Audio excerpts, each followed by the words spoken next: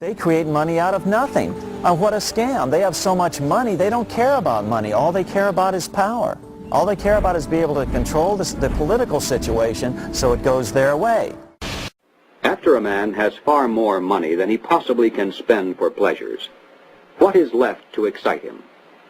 For those with a ruling class mentality, the answer is power, raw power over other human beings. Money can buy such power only to a point.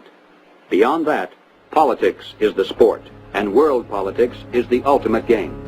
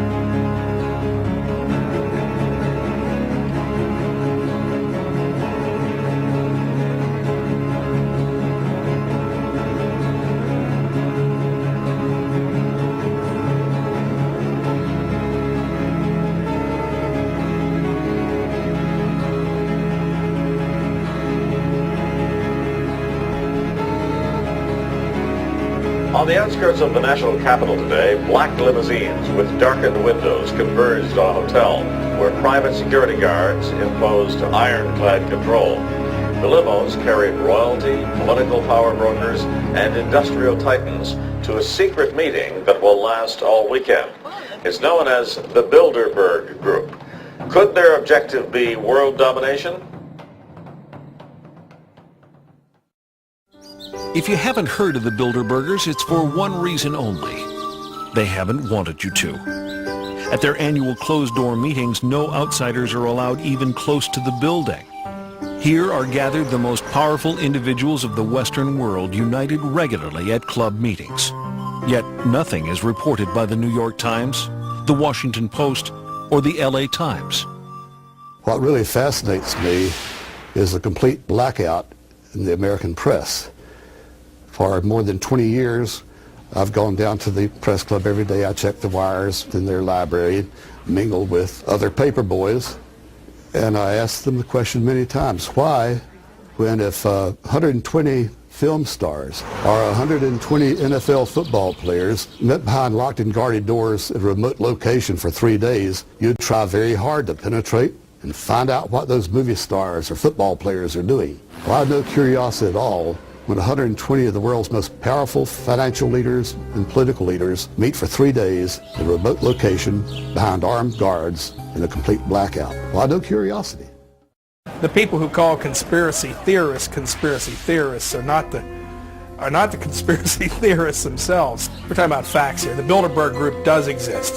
The Federal Reserve does exist.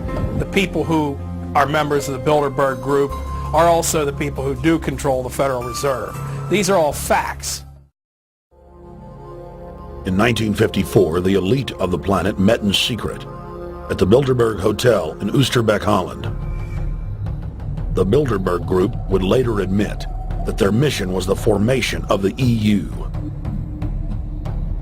Once the EU was established, under the guise of trade deals, a North American Union and Asian Union would be formed.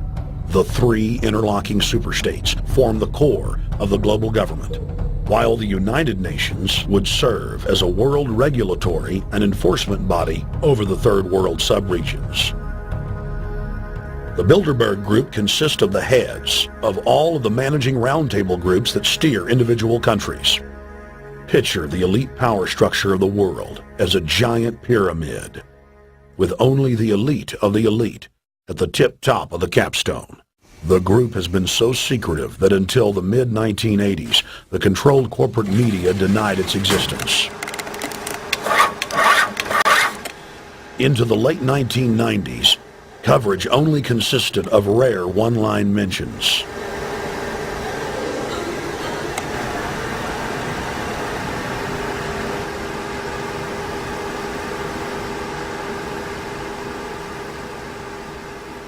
With the rise of the alternative media, their stranglehold on information has begun to slip.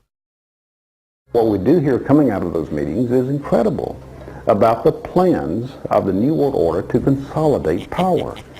Political power and economic power coming together at the highest level. But what I call the lapdog media, the controlled media in this country, you would think that they would be going to court, crying freedom of information, open meetings, sunshine law, and all of these things, but the silence is deafening. Why is it the major media would deny this? Let's look at the ownership of the major media. Let's look at the roster of, say, the Bilderberg meeting. Katharine Graham owns the Washington Post. Katharine Graham has been to the Bilderbergers. Conrad Black, one of the largest media barons in Canada and Europe, has not only been to these meetings, but he has hosted the meeting just a few years ago. Every year they meet in secret, and there is an absolute news blackout. There is never anything reported in any of those papers. David Rockefeller himself thanked the media for keeping this all hushed up.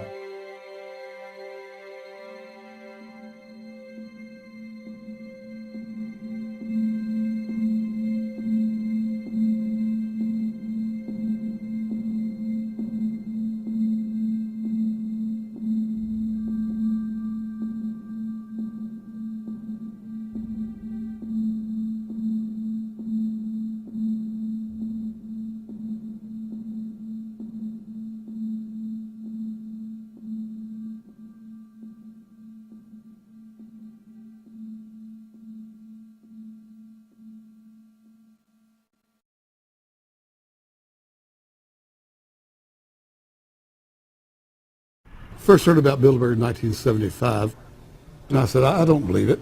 That's not possible. Who in hell's Bilderberg?